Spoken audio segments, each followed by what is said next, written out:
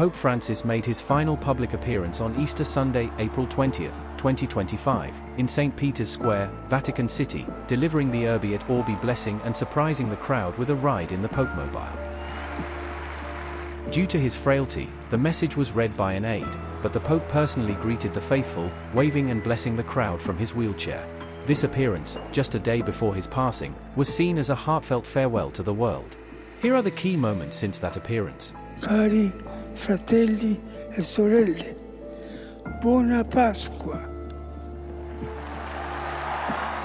On Monday, April 21, 2025, at around 5:30 a.m., Pope Francis showed signs of sudden illness in his Casa Santa Marta apartment. By 6:30 a.m., he gestured a farewell to his nurse, Massimiliano Strapetti, and fell into a coma. He died at 7:35 a.m. due to a stroke, leading to irreversible cardiovascular collapse. The Vatican described his death as almost sudden and without prolonged suffering. Carissimi fratelli et sorelle, con profondo dolore devo annunciare la morte del nostro Santo Padre Francesco.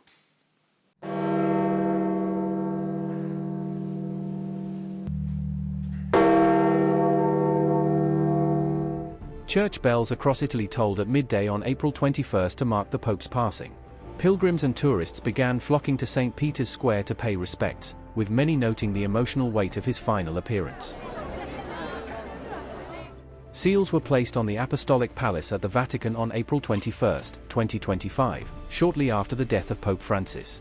This ceremonial act is part of the ancient sede vacanti tradition, marking the official end of a papacy and the beginning of the interregnum, the period before a new pope is elected. It secured the papal apartments and private offices, symbolizing that no one may enter or use the pope's official residence or belongings until a new pope is elected. Per risorgere con lui, aspergiamo il corpo del nostro Papa Francesco, rendiamo grazie a Dio.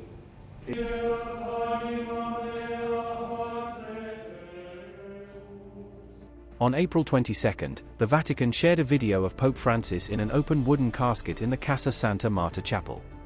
His body was moved to St. Peter's Basilica on April 23 to lie in state for 3 days, drawing tens of thousands of mourners. Queues stretched for hours, with some waiting up to 8 hours to pay respects. For many devout Catholics, being able to see the Pope after his death is not just a ritual but a gesture charged with spirituality and gratitude. To ensure they can see him in person, Pope Francis has undergone the preservation technique of thanatopraxy to allow public veneration without resorting to more invasive methods. His body is displayed in a simple zinc coffin inside a wooden one, which will remain open during the ostension. The procedure involves the injection of preservative fluids into the arterial system, the complete disinfection of the body, corrective makeup, and the arrangement of the hands and face to ensure a serene and composed appearance.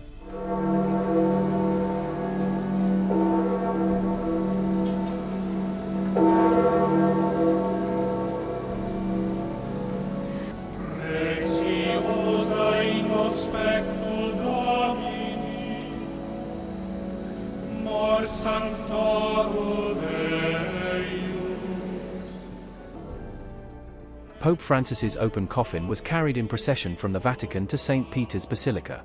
The body of the 88-year-old was held aloft on a wooden platform by 14 black-suited pallbearers.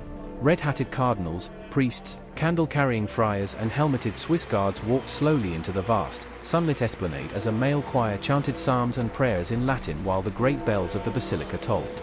The Vatican said some 48,600 people filed past Francis' coffin from 11 a.m. Wednesday, when public tributes began, through 8:30 a.m. Thursday, AFP reported. Later Thursday, the Vatican put the number at 61,000, AFP said.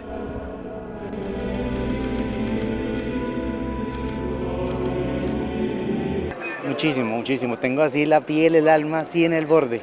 Veramente ho sentito nel cuore, mi sembrava che stavo a perdere una persona più vicina a me, così, ma è un momento di stare in preghiera per lui, per il suo riposo, ringraziare per tutto che lui ha fatto per la Chiesa.